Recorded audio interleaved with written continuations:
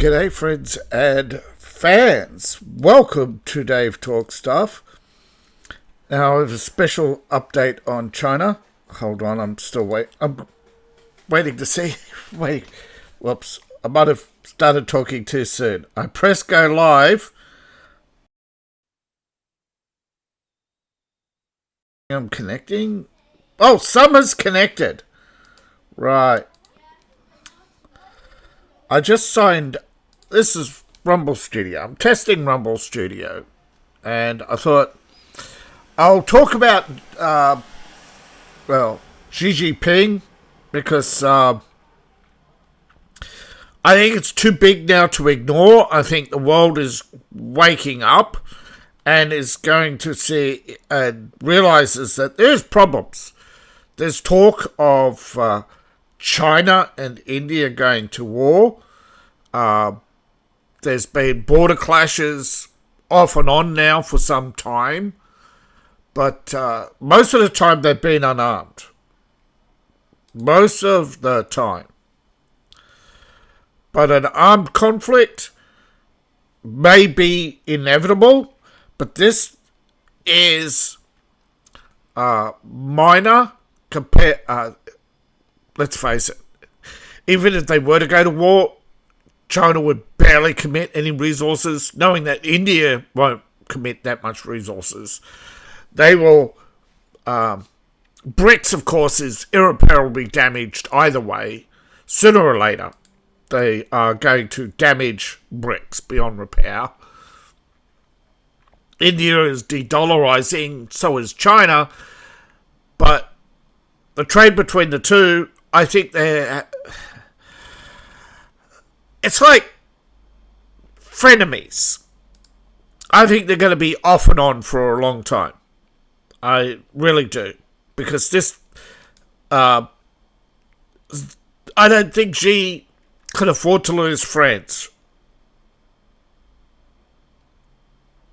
Now, again, they are not really friends, but they are friendly enemies. But there is panic in China that can no longer be ignored. Okay, a few major businesses have collapsed, but nothing on the scale of Chinese bank closures. Even Evergrande. Now with Evergrande, we saw an increase in bank closures, and since then, it has accelerated. Many banks unable to meet their basic obligations to the depositors.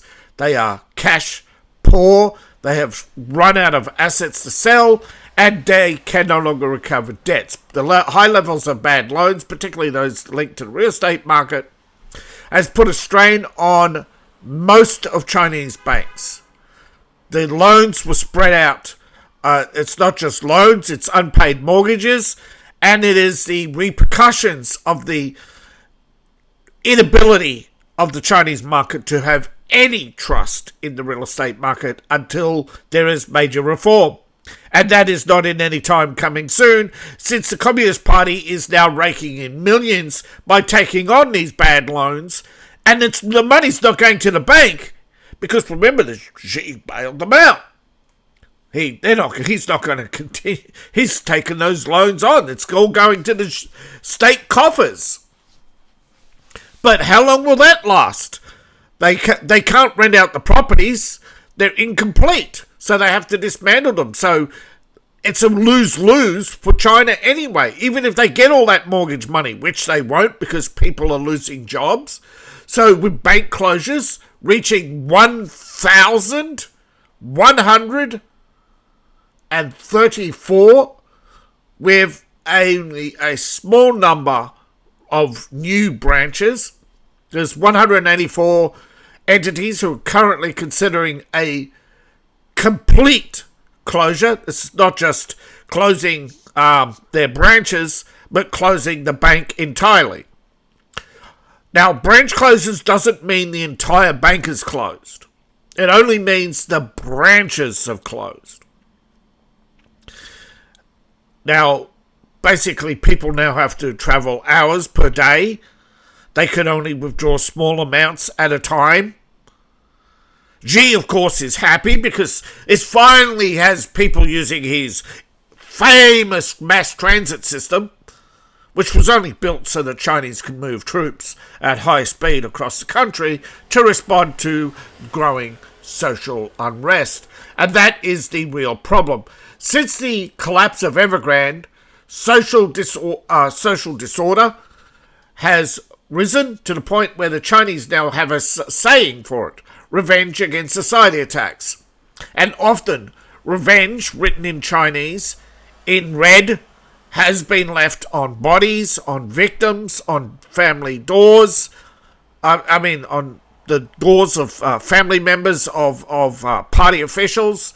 The white paper protests has morphed into white paper with revenge written on it and other anti-CCP slogans written on these papers, glued, taped, stickered to walls. There's been people who've stolen projectors to project them on massive billboards.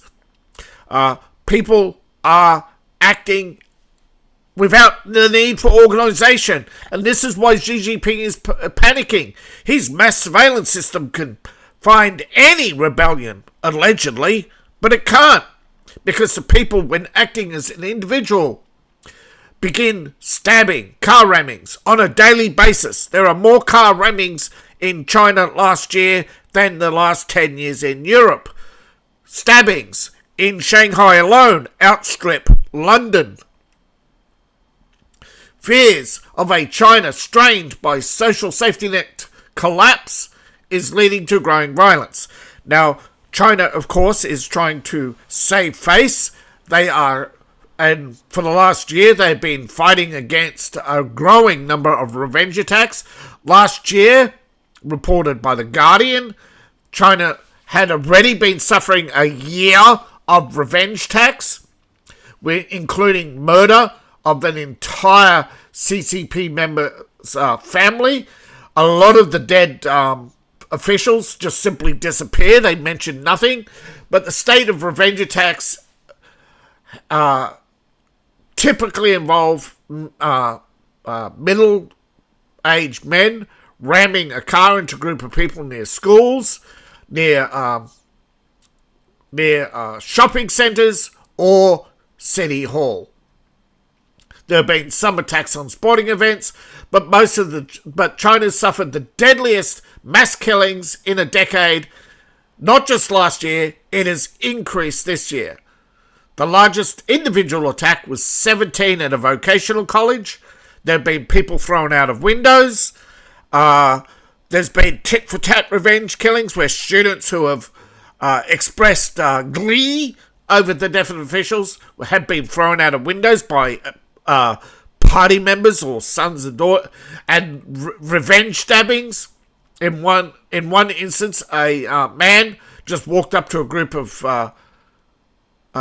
party officials' children outside a school and just randomly stabbed them. 3 out of the 5 died.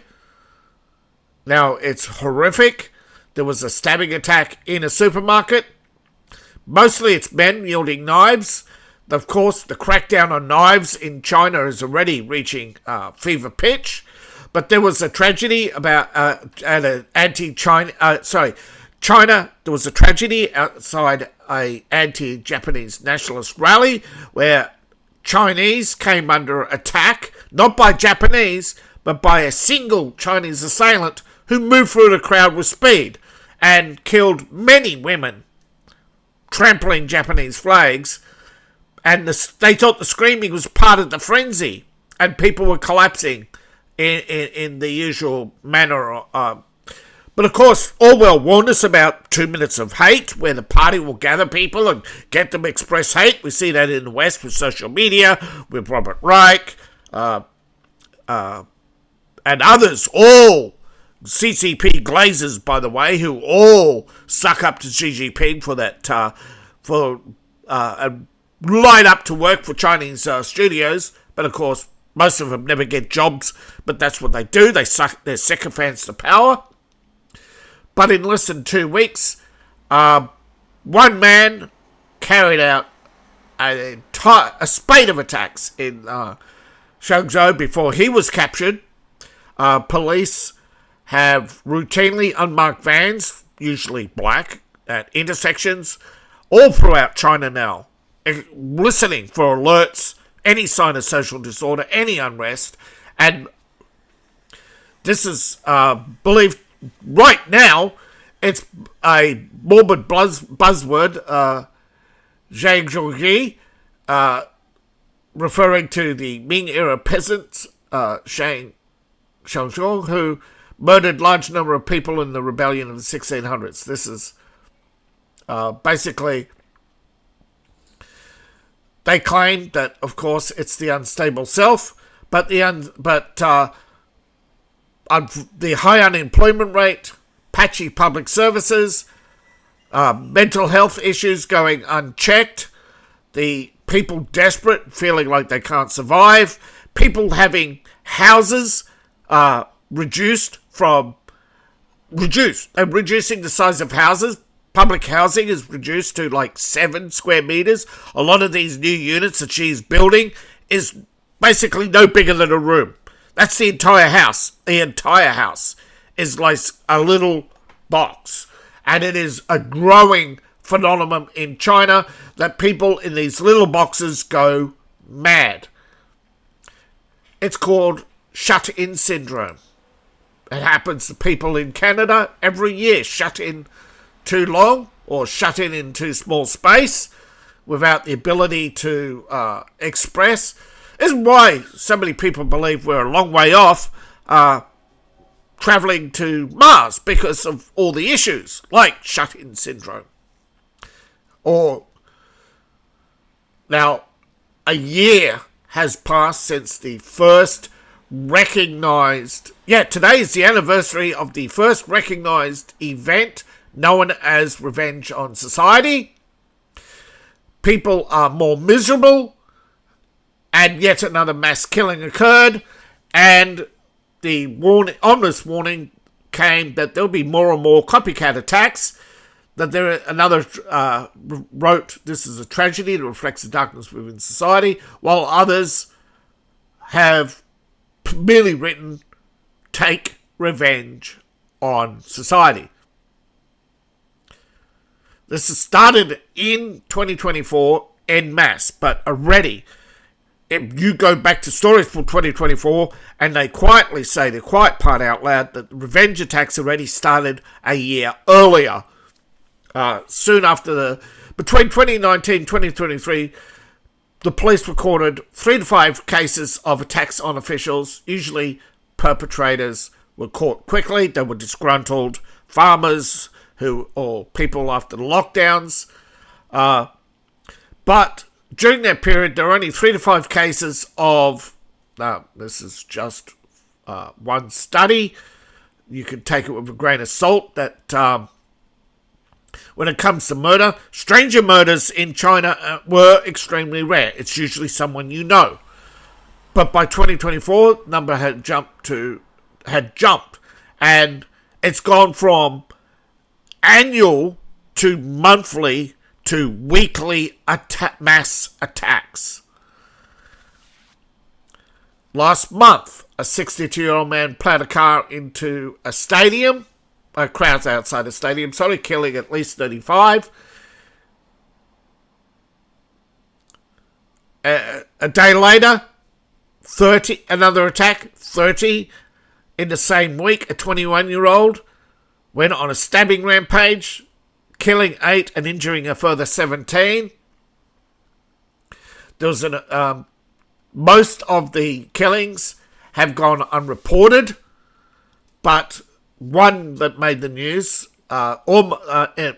in the West was a 55-year-old man wielding a knife, just walking down the street, carrying out attacks on Japanese, which killed a child. But he was one of many. He didn't just attack Japanese. He attacked people as he ran through the Shanghai shopping centre. He just attacked random people because he was displeased with society. When asked if he attacked Japanese deliberately, he said, "Everything's a blur."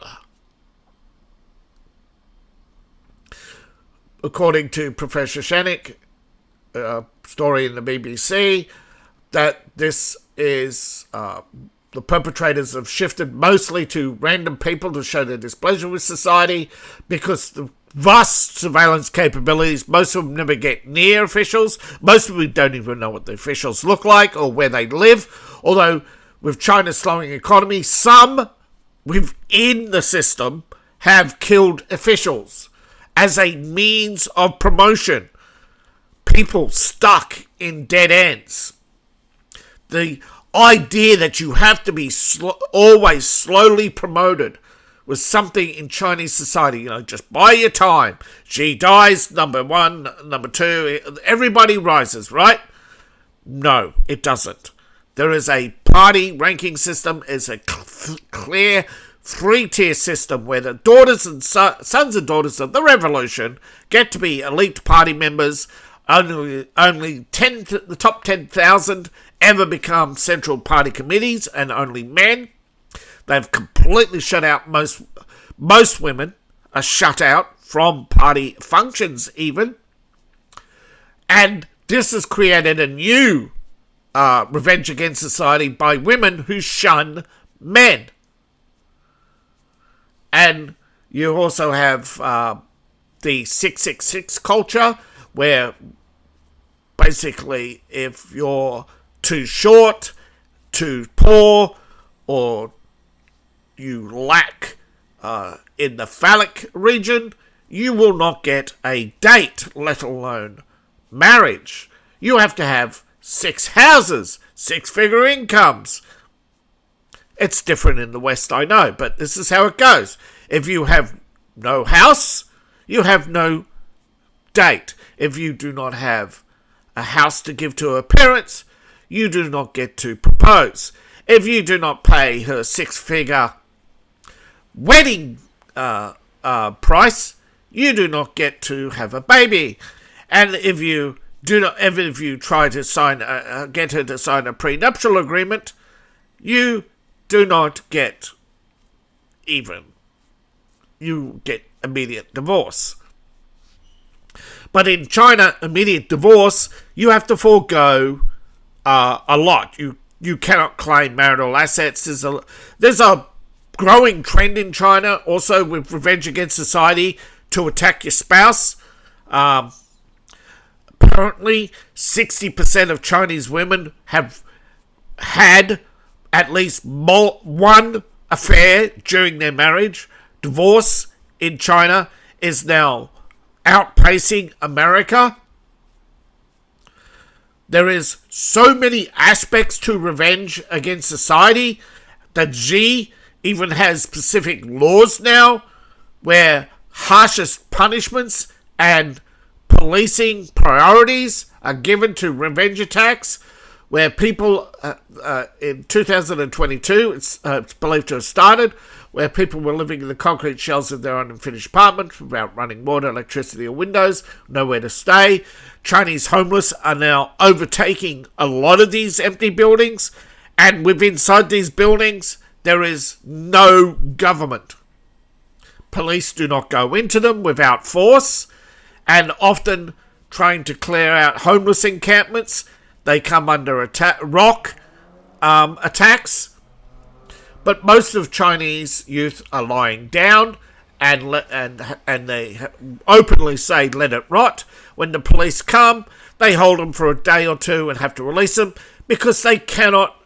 China's running out of prison space. Can you believe that? A prison state they've got 6 concentration camps, but I mean, camps where you learn to meditate in an intense format. They are running out of space. They cannot. China can't, when the regime can't afford re-education camps, it's in trouble. The planned the plan, or whatever plan China had for Russia.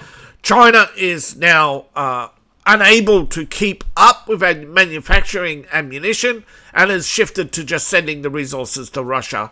China has stopped buying weapons, but they're trying to, only because they're trying to sell them now.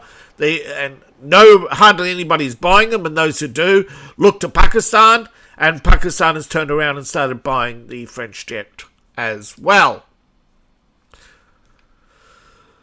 Now, the losers in all this, of course, are the people.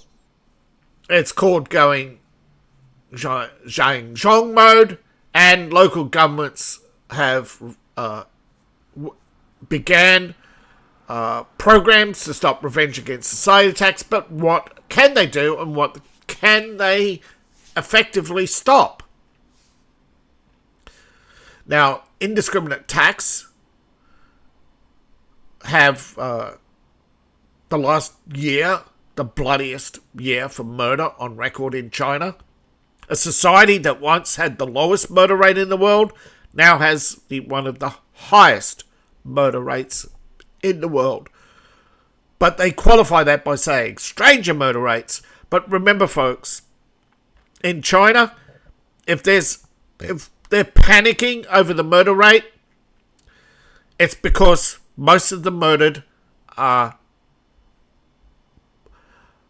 middle and upper class. That means they're party members.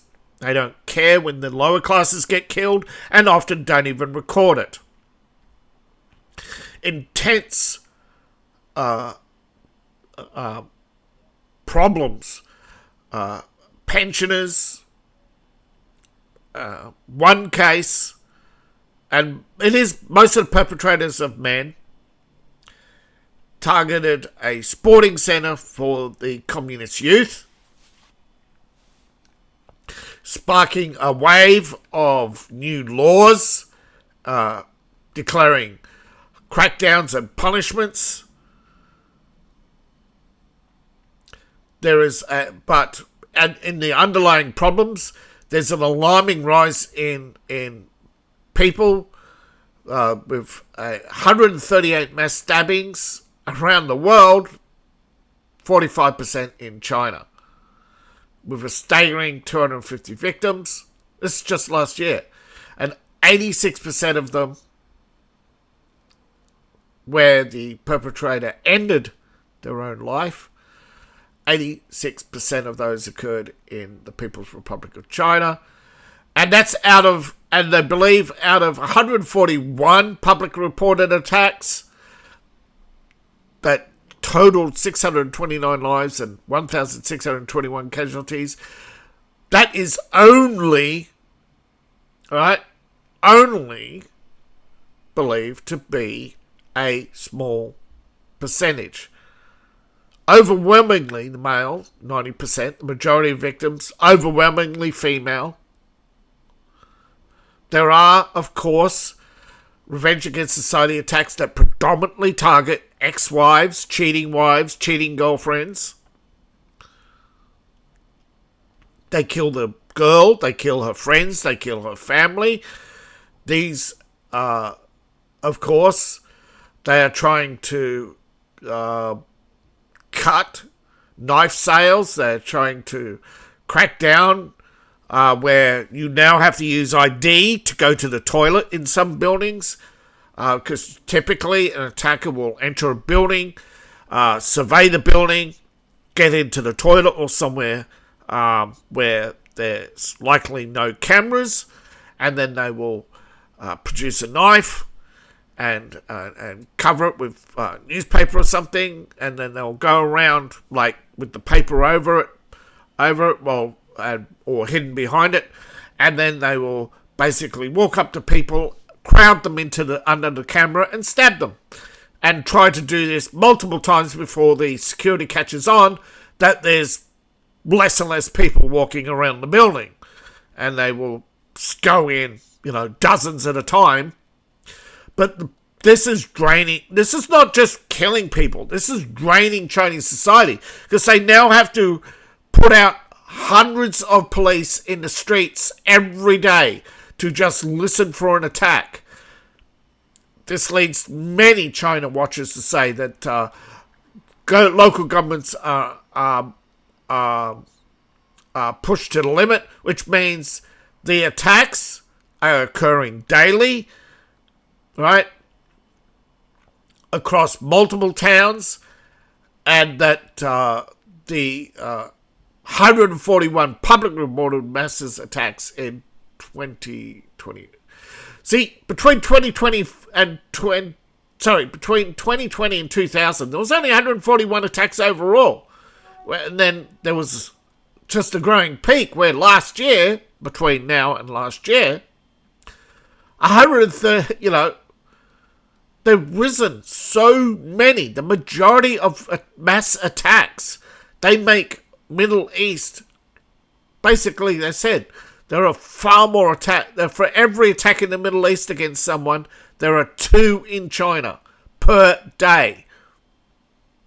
They call it they want to outlaw what they call reactionary elements. Xi has, of course, called it for more classic campaigns, but some of the but Xi is not has others who from the central leader in the of public security want a complete crackdown of re-education, constant review of profiling, looking at ways to pre-crime. So basically identify the full reactionary elements in people that lead to crime, and of course increase public surveillance, and of course harsher penalties, which they call correction of the individual. But basically people who are not into class struggle, people who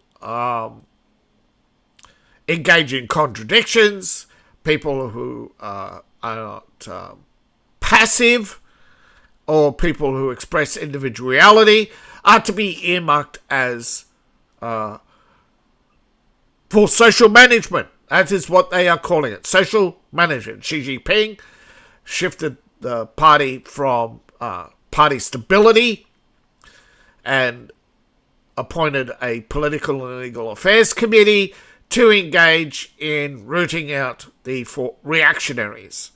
They believe that this is now a counter-revolution and want a public security brain trust to engage in cutting-edge technology such as data collection, cloud computing, and artificial intelligence to break down and isolate the offender before they become a problem.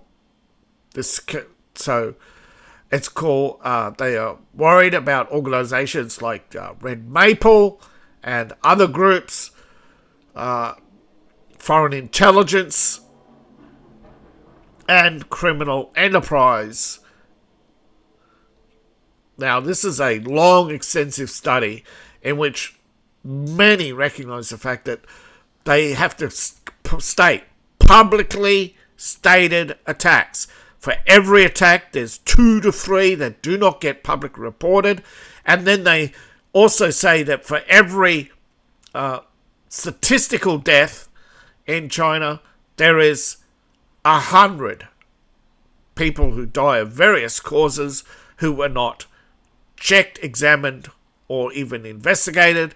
The death of a lonely farmer or the death of an elderly woman by fall, or somebody found dead in the public park, even if they're asphyxiated, is not investigated. Most crime in China is not investigated, not officially statistically reported.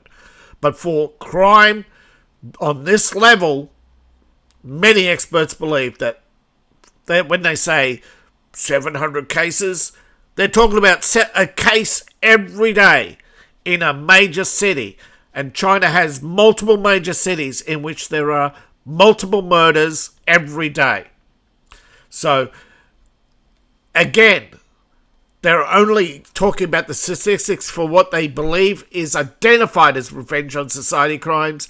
But for every identified revenge on society crimes, they believe at least 2 to 3 per day go unnoticed or unreported because they are so overwhelmed with policing they cannot even carry out forensics on, which means China is way more broke than they're making on, right? You think about how many cases in America they investigate every year. How many cases, how many trials, how many judges, thousands of courts every day packed. In China, they have less courts, all packed, and they can spend days just deciding on which case to hear. They are underworked, overpaid.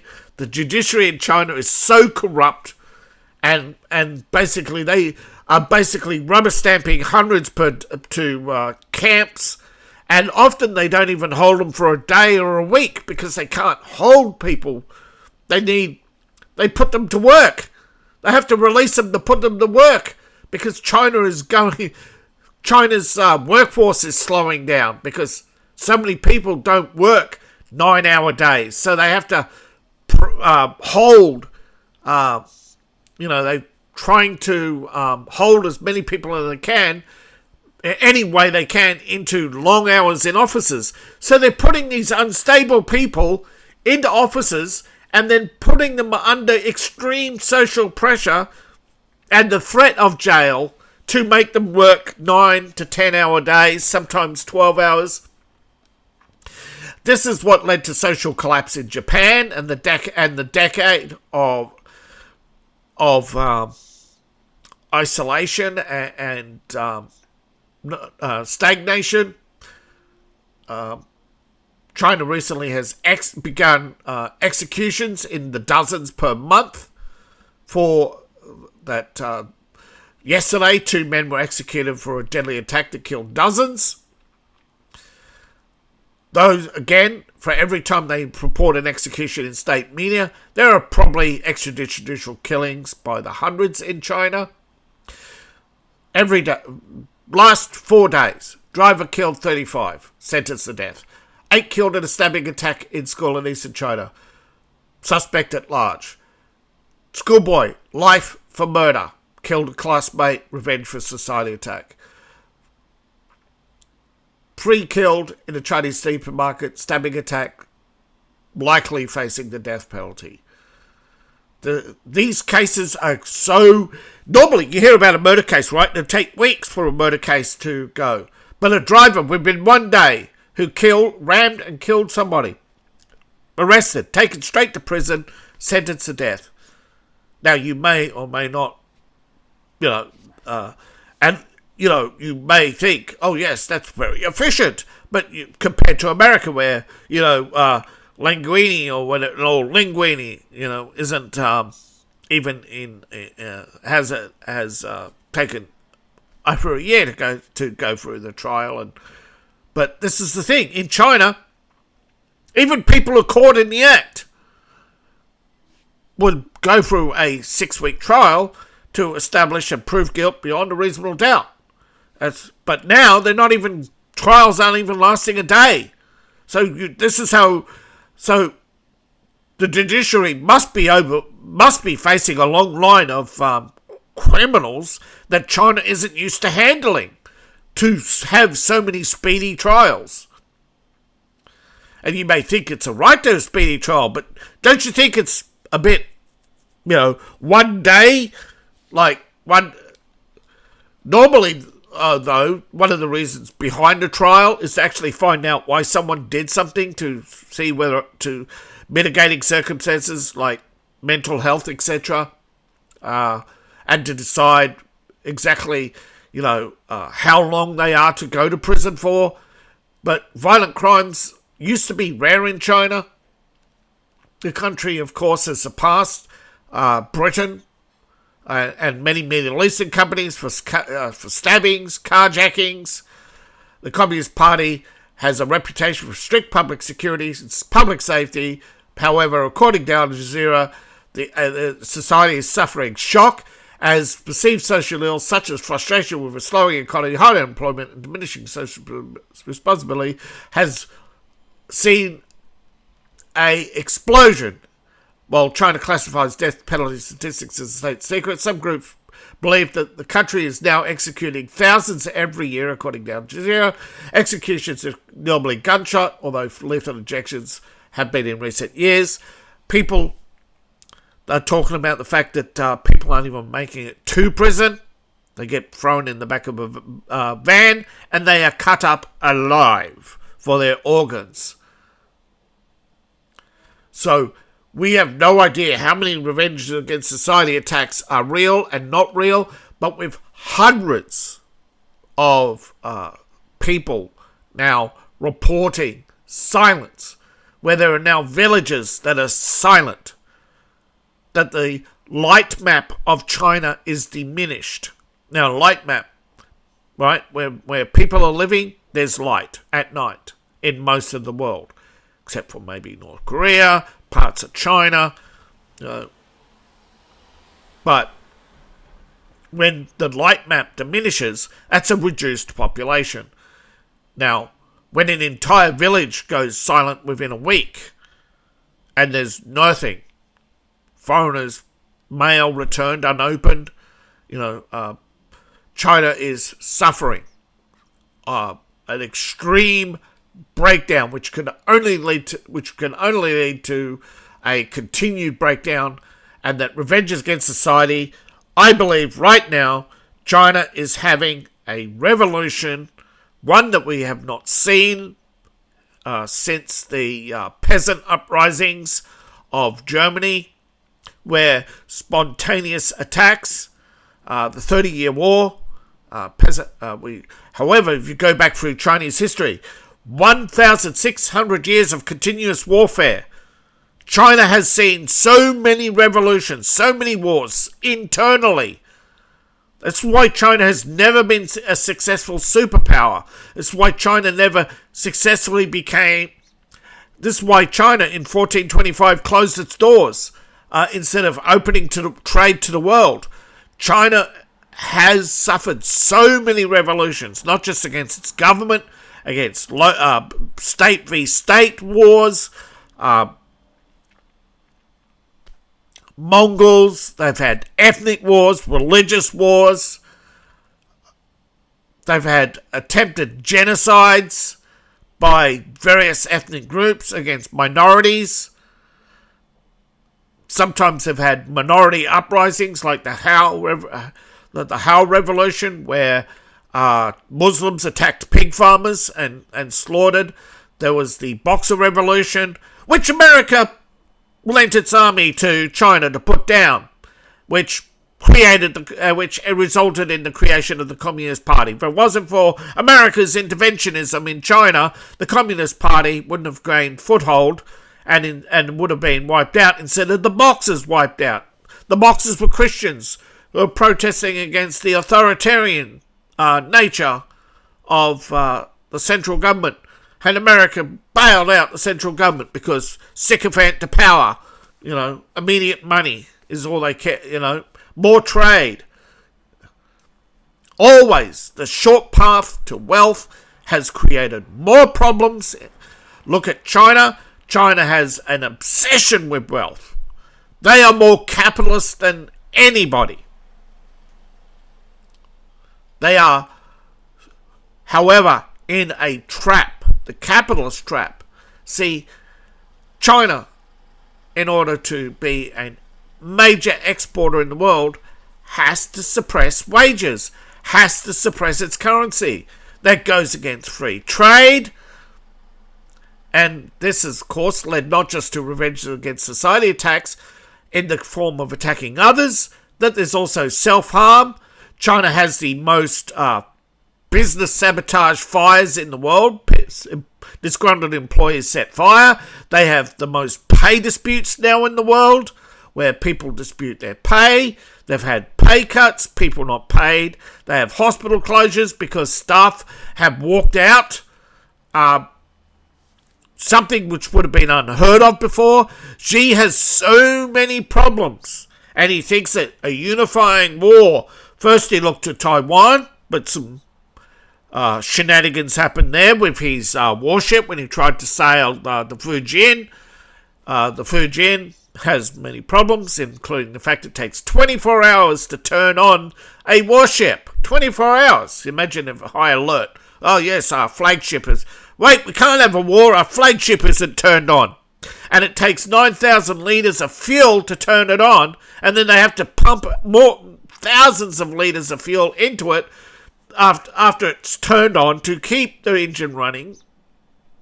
And then it can only sail for 24 hours. So their little... And then, of course, they had their little shenanigans with the ferries.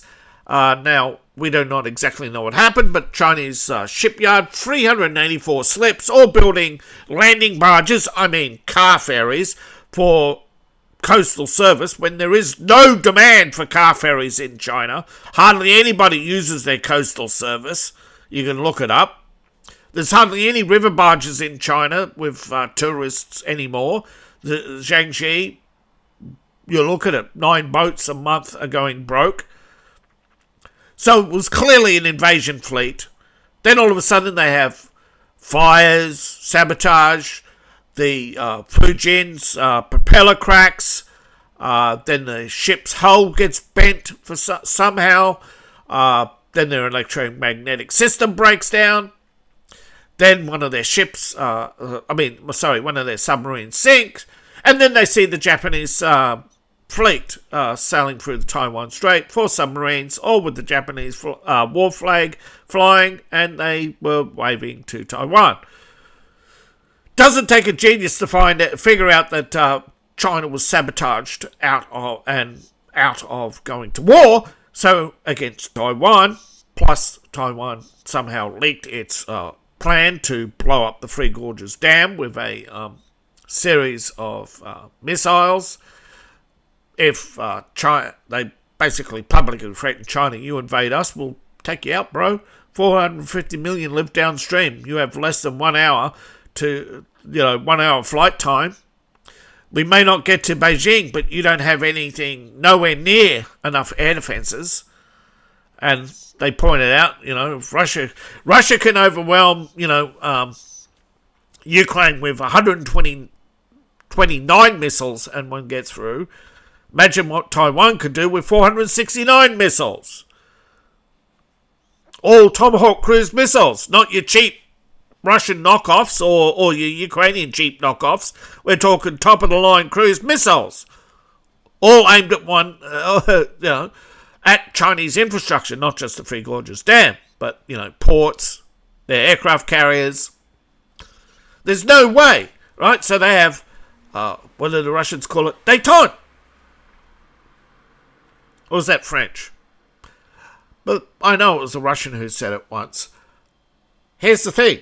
Xi now has a problem where India is flexing its muscle and the Philippines and Vietnam are uniting in the South China Sea. China has claimed all the South China Sea by saying, look, it's in the name, China Sea. And so Vietnam is building up its islands with military weapons. They're working with Philippines on air defences. Don't forget, Vietnam gets its air defences from Russia, not China. So it doesn't have the shitty knockoffs that Pakistan had. No, the same air defences that India used against Pakistan.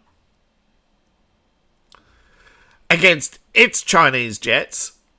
So there is a growing break in BRICS that is going to be irreparable, and Russia's going to have to choose between its friends, Vietnam, Brazil, and Vietnam, and North Korea, or China and Venezuela and Cuba. Cuba is increasingly pro-Chinese. Russia may yet pull back there, but I think Cuba is going to be Chinese and openly Chinese soon. They are still divided between their loyalties, but they are, loyal to money. They are not loyal to doctrine. The people at the top are more capitalist. Communism is more capitalist than capitalism, folks. It's all about controlling all the means of production. That's a monopoly. That's just a capitalist monopoly, right? The very thing they claim to be against. So China, you've seen, of course, the collapse of private businesses and state businesses taking over. But, of course, the corruption and inefficiency is rising. You see the Netherlands making moves now to take back its chip plants. Well, too little too late. You bozos were told not to sell it. Everybody's been selling their assets for short-term gain. Ferrari and all these other companies. Everybody got into bed with China. Ubisoft, they're all in trouble now. Disney with its relationship with China. They're all the people who got into bed with Xi Jinping are now suffering. Social revenge. See, in China, they see a Disney movie, they walk away. They know it's state propaganda. It wouldn't be allowed otherwise. They know Disney's in bed with the Chinese government. Attendance at Disney parks is declining. Chinese aren't going to Disney parks in revenge. Right? They don't watch Disney TV.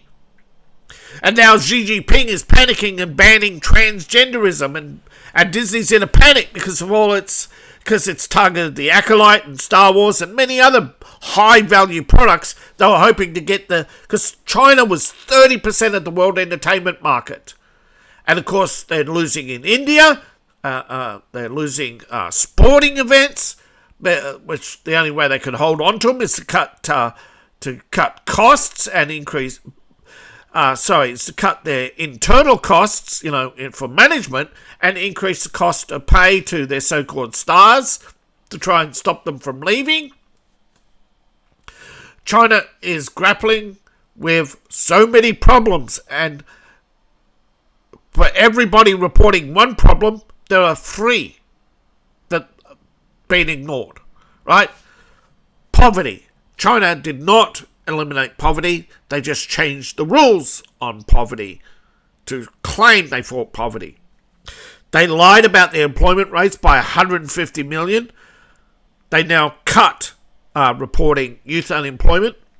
China, for every Chinese who go to for every Chinese business that goes to a job fair, they only on average have 1 senior position, which is rare. There's usually multiple retirements a year. But they're cutting the number of senior positions. They're cutting the number of junior interns to those positions. So China is concentrating power into the hands of a few. Recently, major businesses are leaving China because they refuse to put Communist Party officials on the board and hand over all the company documents to the CCP before any public disclosure, including in their own home country, including every patent, every process document. This is what happened with Tesla. This is what happened to many others where they were forced under Biden to hand over documents. Now Xi's panicking because Biden's not in charge anymore and the companies are leaving. They are disappearing overnight. One of the most biggest and oldest ceramic companies in the world in China, gone, just vanished. Every piece of machinery is packed up. Apparently it was owned by Taiwanese and Japanese firm, but they've been in Shanghai for over 100 years. They packed up every kiln and shipped it to India. Apparently they've been China is so overmined its clay that some of its rivers are collapsing and the clay is contaminated 230 times above safe levels of lead. They cannot sell the ceramics. Some of the ceramics are radioactive, which means there's no way they can get them past European inspections.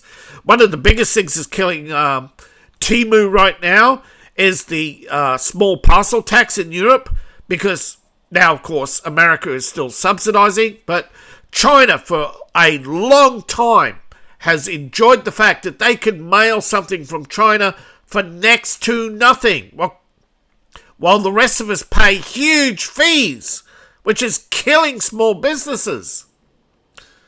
Literally, so many people out there will buy an $8 coffee cup from China because it's delivered for next to nothing. I don't even... People go, oh, I won't buy your cups, they're too expensive. I am making almost no money. People are so selfish. They want cheap goods, but they also want high wages, but only for themselves, just like a Hollywood elitist.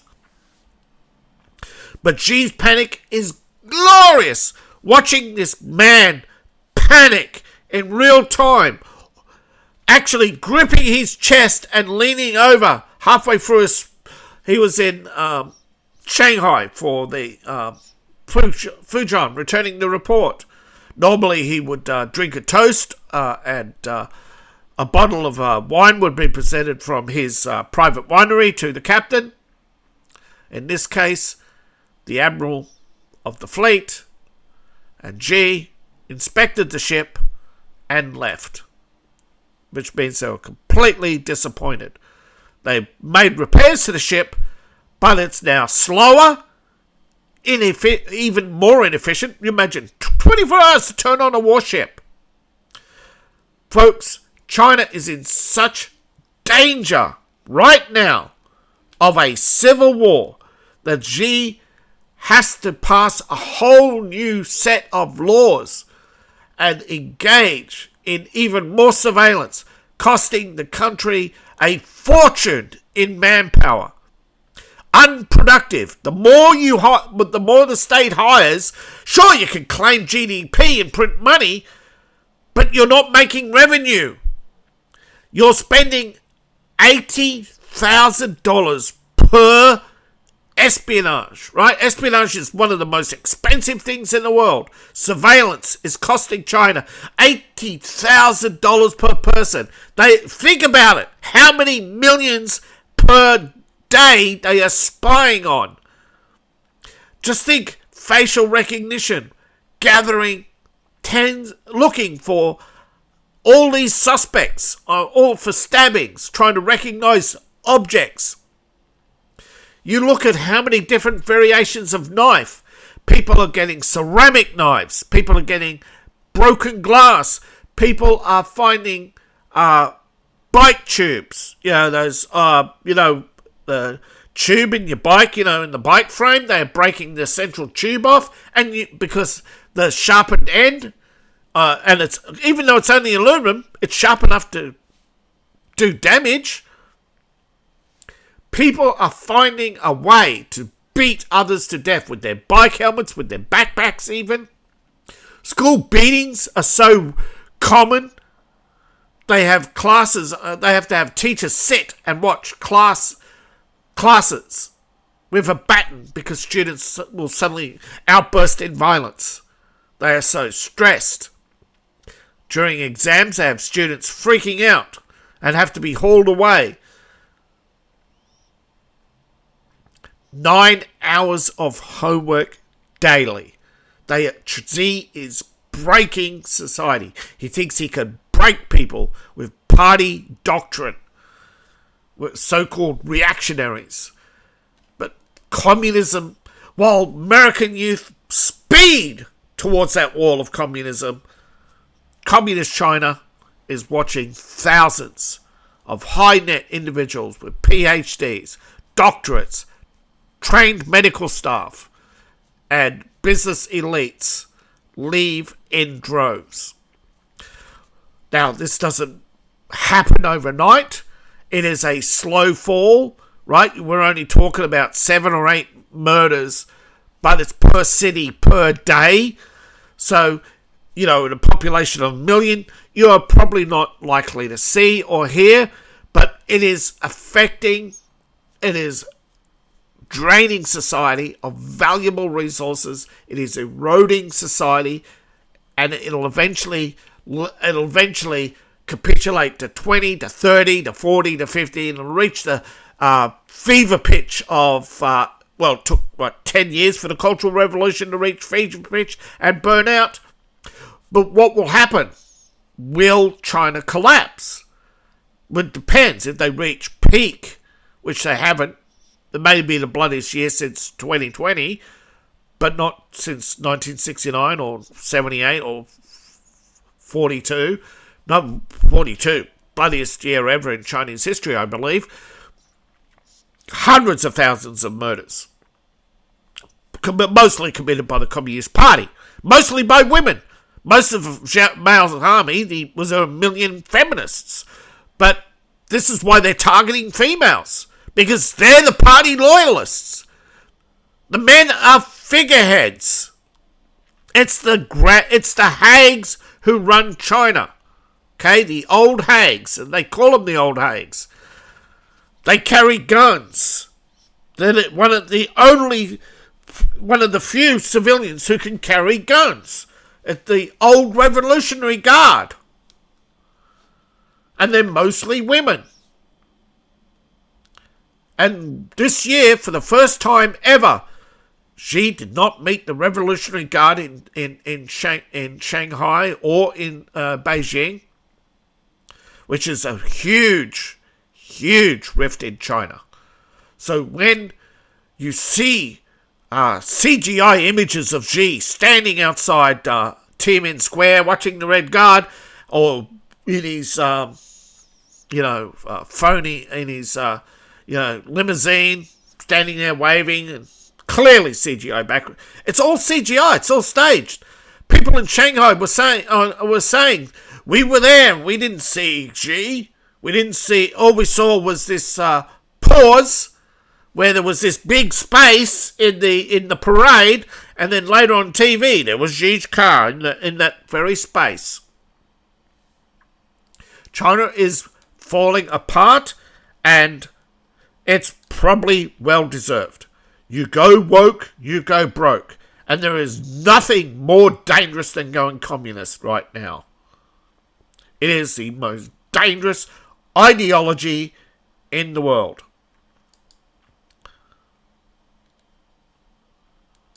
Sorry. That's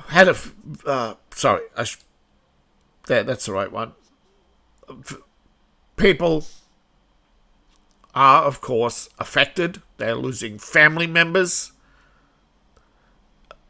I wish there was a better way. I wish peaceful protests could have resolved this, but they crushed and killed the peaceful protesters.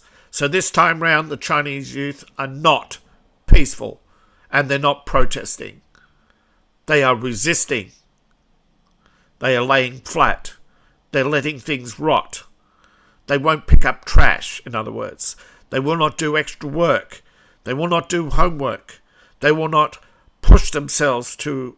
They will not pursue careers. They will not buy stuff. They will not own anything. They will not strive. They will not have children. When 150 million Chinese will not have children, that is the end. That is the end. China cannot recover if the Chinese Communist Party is not allowed to die out, and that the feminists who put Xi and all these other criminals in power are not outlawed, because they are the root cause of communist China. Mao's secret army, the hags, most of whom are dead. Right? It's only the young ones from the Cultural Revolution left. And the irony is, most of the leaders of the Cultural Revolution fled China or were murdered already by Xi and others to get to power. Because they didn't, it's dog eat dog. And now, of course, it's all turning against them. So thank you all for watching. Please like, share and subscribe. Please support the channel. You can support me on Ko-Fi, Patreon, buy my books, buy merch. All my links are in the link tree description below or in my profile. Thank you, each and every one of you. Hopefully, now, I've got Rumble Premium now. Hopefully, I have a high speed connection, things will go better. I appreciate each and every one of you. See you in the next video, and bye for now.